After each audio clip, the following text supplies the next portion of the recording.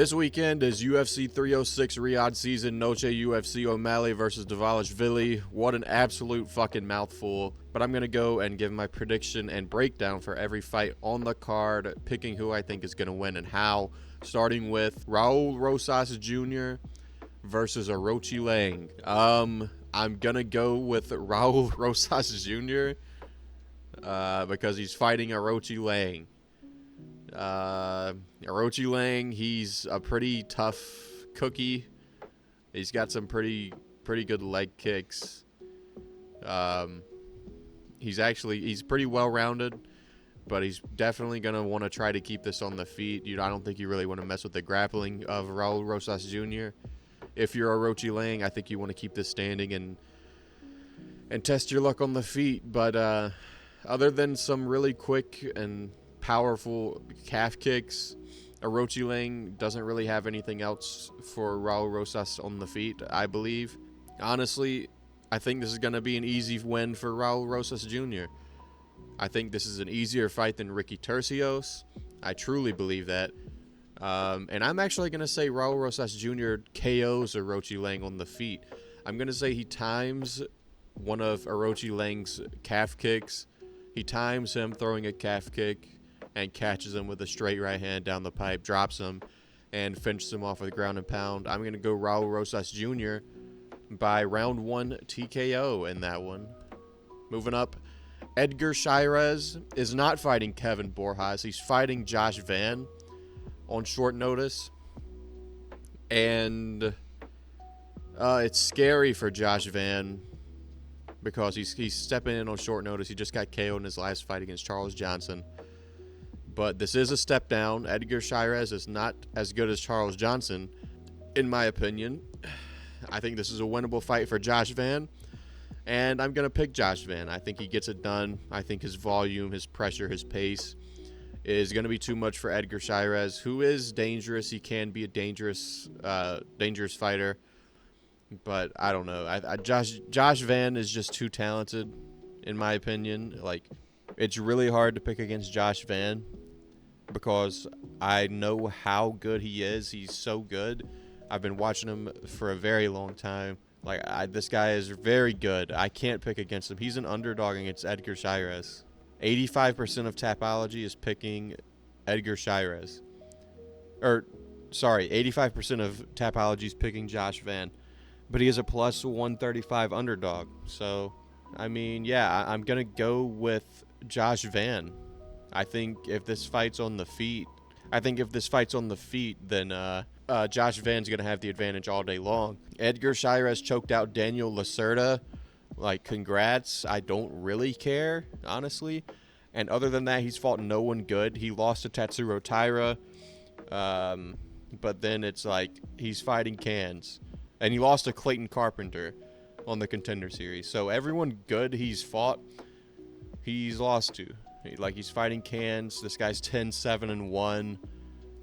This guy's 6-5. Just can after can. 4-2. Josh Van, he's fought way better levels of competition. I think he's quicker. He's more dangerous. I think the heavy pressure from Josh Van is going to be enough to make Edgar Chairez crumble. Because, as far as I can tell, he's a can crusher. I'm just going to say it how it is. He's 11-5, and all of his wins are from cans, and he's lost to everyone good he's ever fought. So, because Josh Van is talented and has skill in his body, I'm going to pick him to beat Edgar Chairez, who cannot beat anyone that is talented. So, I'll take Josh Van by round 2 KO in that one. Yazmin Jauregui versus Ketlen Souza. I'm obviously going to pick Yazmin Jauregui because it's a layup. She's Mexican. It's the Mexican card, and they gave her an absolute can in Ketlen Souza, who is terrible at fighting. So I'm going to pick Yazmin Jauregui. I'm not going to waste time on this. I don't care. This is an awful matchup. Again, they're just feeding her a can for a win, so they can give a Mexican fighter a win. Yazmin Jauregui is going to win. I don't care. Manuel Torres versus Ignacio Bahamondes. Manuel Torres is a very slight underdog, which is annoying because I thought he would be a favorite. And I am going to go with Bahamondes. because, by the way, dude, Manuel Torres, it looks like the 2K YouTuber Lost and Unbound. You know who Lost and Unbound is, dude? I'll put a picture of him on the screen. Dude, he looks just like Lost and Unbound. I cannot see it before he got fat, obviously.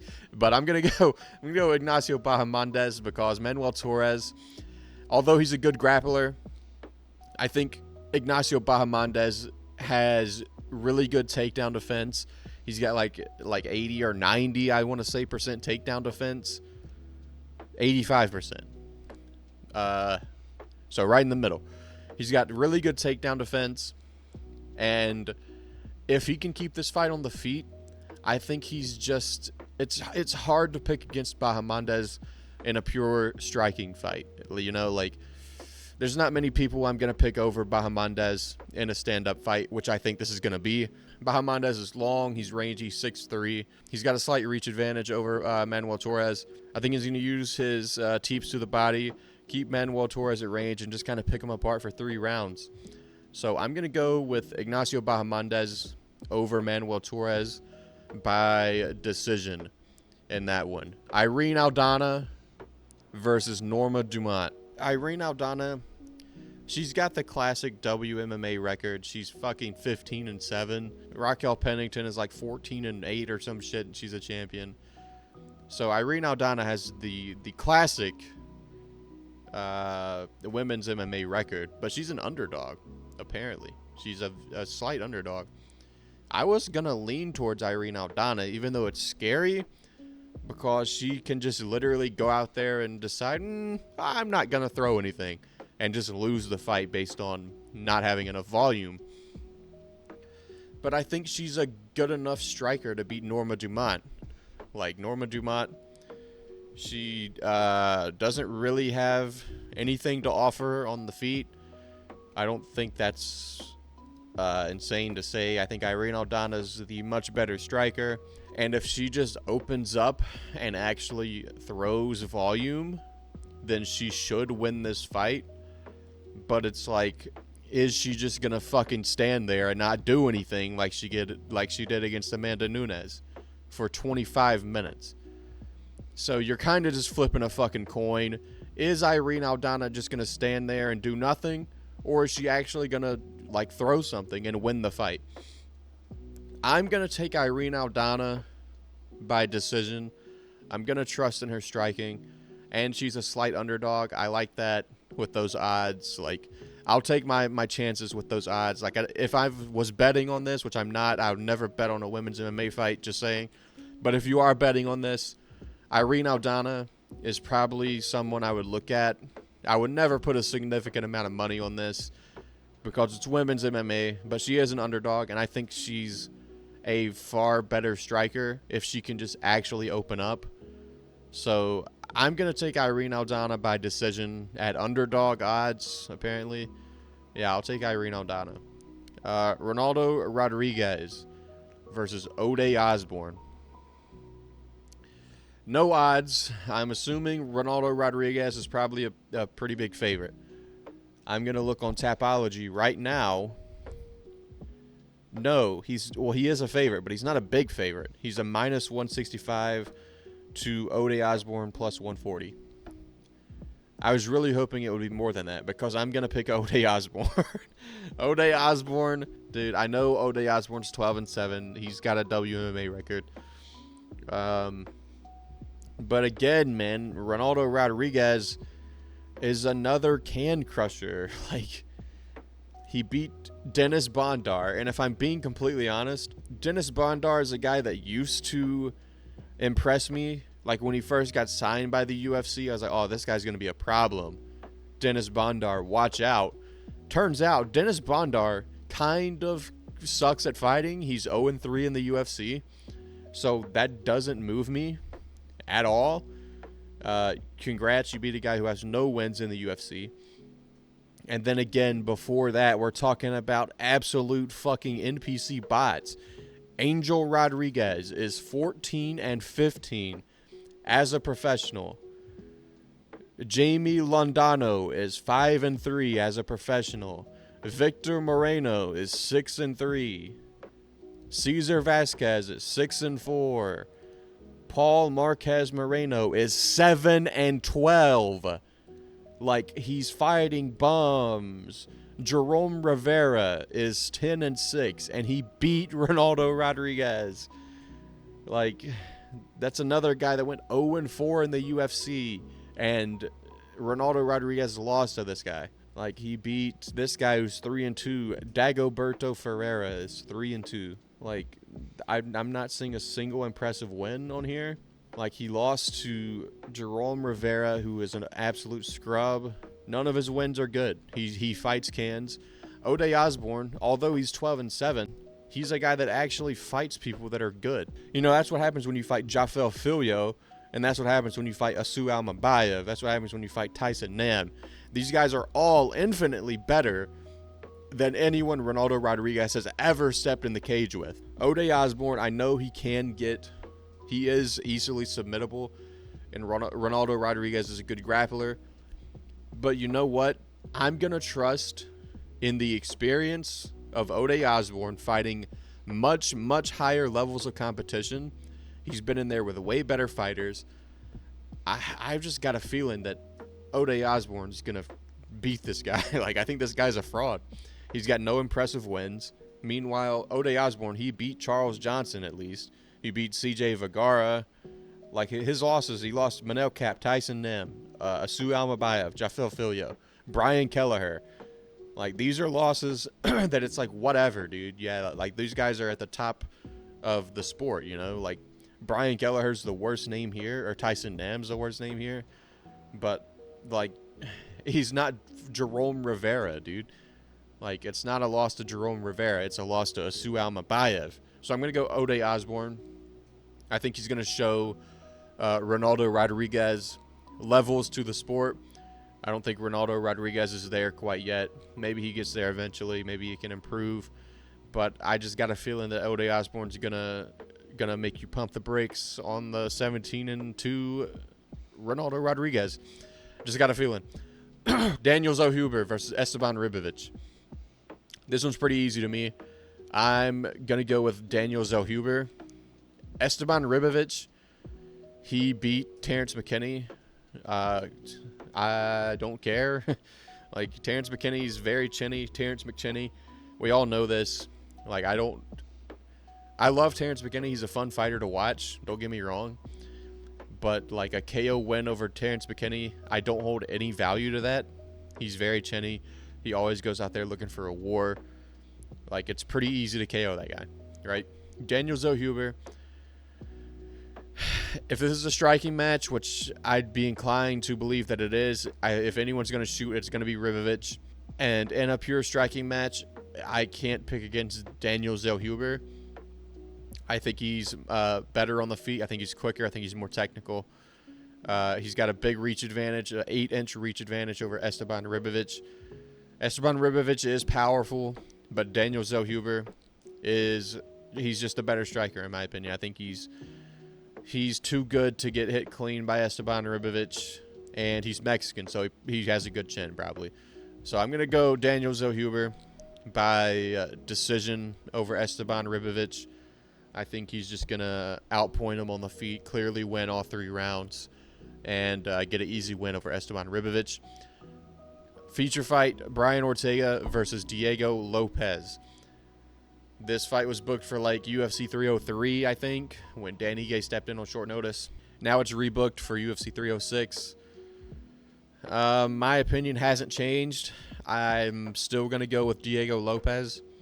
He's a favorite. I think the odds came down a little bit after the Dan Ige fight for whatever reason. Dan Ige's good, and he also didn't have to cut weight when Diego Lopes did. And Dan Ige was not just coming off the couch. He was in a training camp to fight Chepe Mariscal. He was in fight shape, so it's not like he's just fat. He was fight ready, and he didn't have to cut weight. So Diego Lopes struggling in the 3rd round against Dan Ige, who was a very good fighter, who didn't have to cut weight and was in training camp. It's not as big of a gotcha moment as you think it is, right? Like, I'm not moved by that. I think it's an impressive win from Diego Lopes, honestly. Brian Ortega, he can't stay on the feet with Diego Lopes. I think I'm just going to say it. He can't stay on the feet with Diego Lopes. If he stays on the feet with Diego Lopes, he's going to go out. He's going to get TKO'd. He's too powerful. He's too explosive. I think Brian Ortega's only chance to win this fight is through his grappling. Obviously, that's not a hot take. He's going to have to grapple. He's going to have to submit Diego Lopes or control him for 3 rounds or 2 rounds. And I just don't see it. Diego Lopes, he's really fucking big for featherweight. Like, people don't talk about it. He is very built, very strong, 5'11". He is all of 155 pounds. Like, he's very big, very dense, very strong. He's a hard guy to hold down and control. In the grappling, where Brian Ortega has the advantage in most of his fights, Diego Lopes can actually match Brian Ortega's grappling on the ground. Like they're both very, very good on the ground. I don't think Brian Ortega is going to get the better of Diego Lopes on the ground. I think he's too good in the defensive grappling. And if he wants to offensively grapple, I think it's there. I think Diego Lopes is willing to take risks to get better position on the ground or to go for a submission. He's willing to take that risk. He's willing to risk a position for a submission. But he's also very safe on the ground. He's not going to get caught in a triangle. Like, he knows Brian Ortega, T-City. Like, he's not going to get caught in a triangle. I think he's too smart for that. And, I mean, Brian Ortega, although he beat Yair Rodriguez, he got 10-8 in round 1.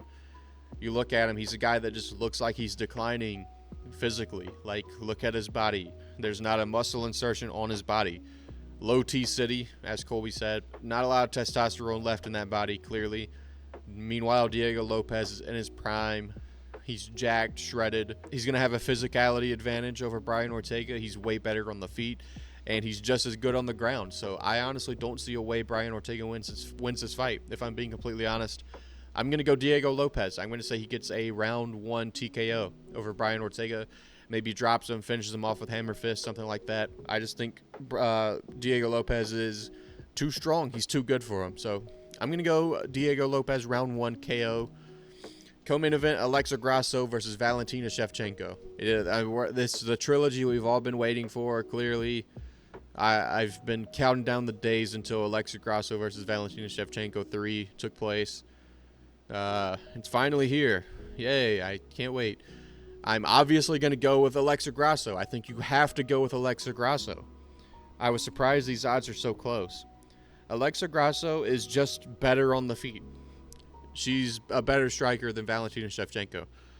I think that was clear as day. And not only do I think it was clear based on their last fights, Alexa Grasso is still young. She's in her prime.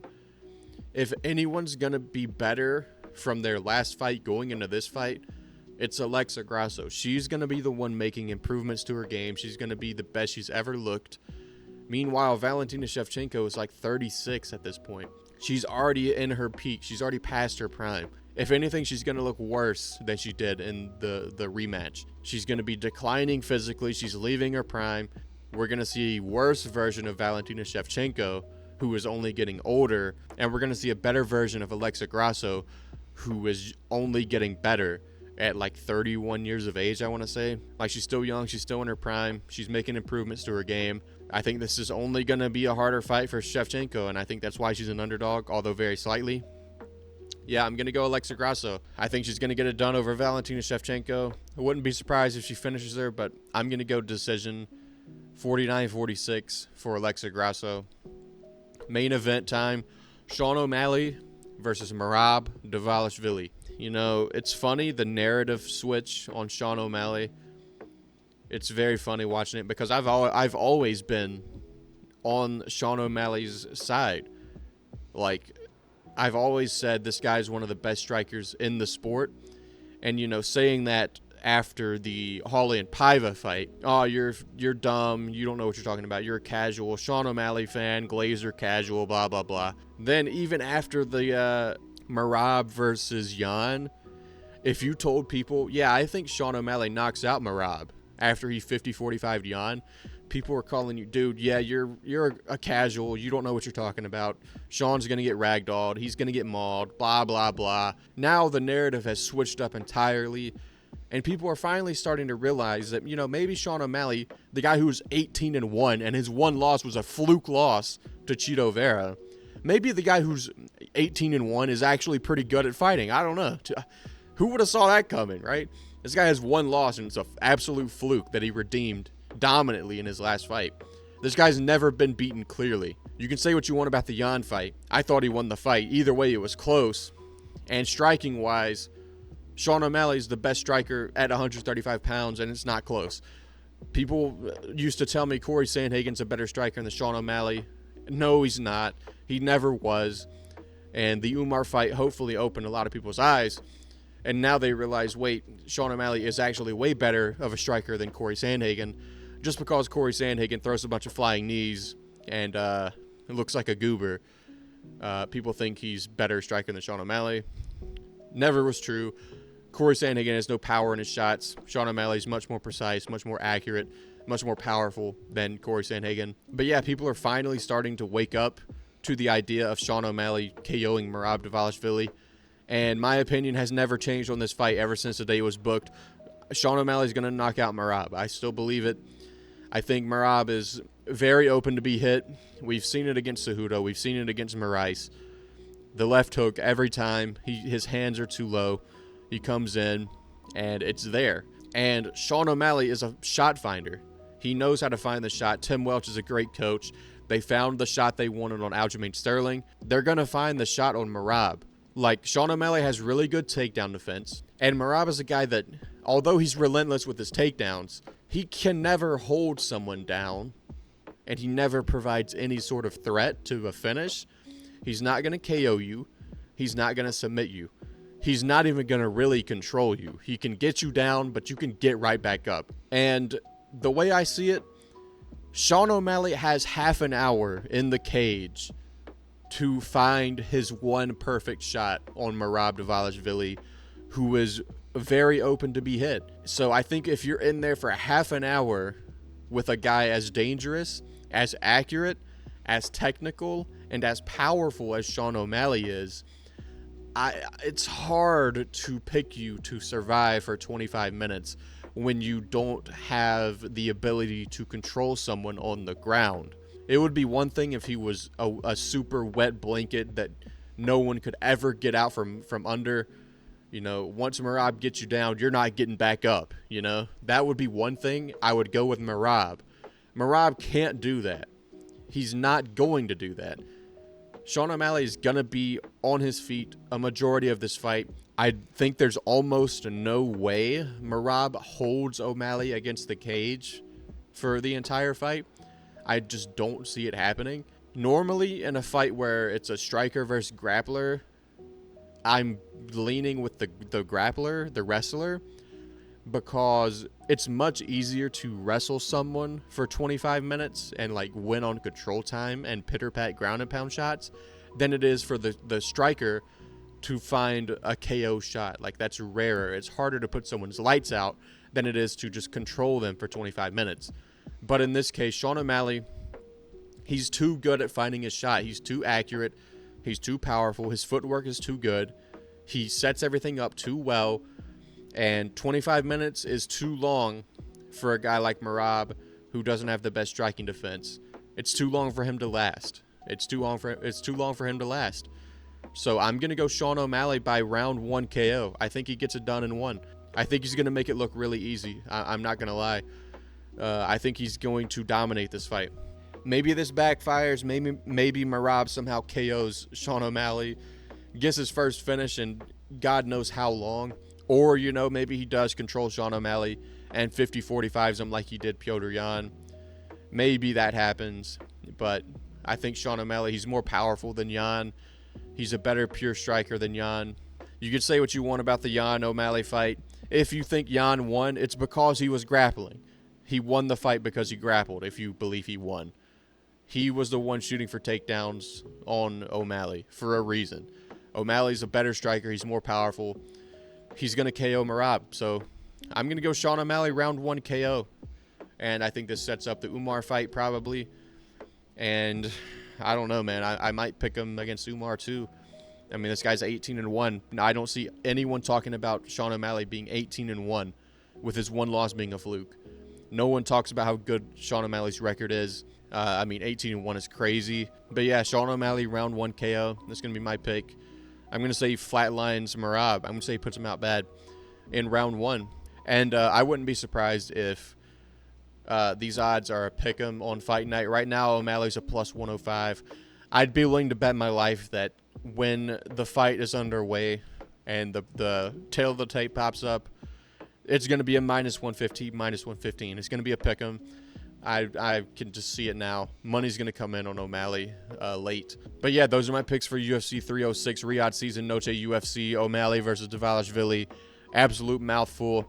Let me know who you guys got in the main event, Sean O'Malley or Merab, and I will see you next time.